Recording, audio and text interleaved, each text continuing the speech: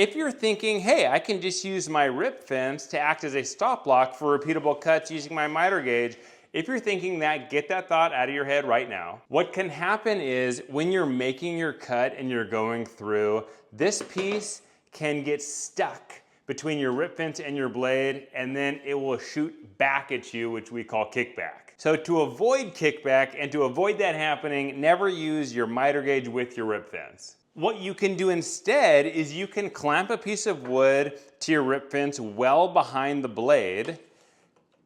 and then you can set your piece to this exact length that you set up, and then as you're pushing it through, now it's not going to get stuck between the blade and the rip fence, causing it to kick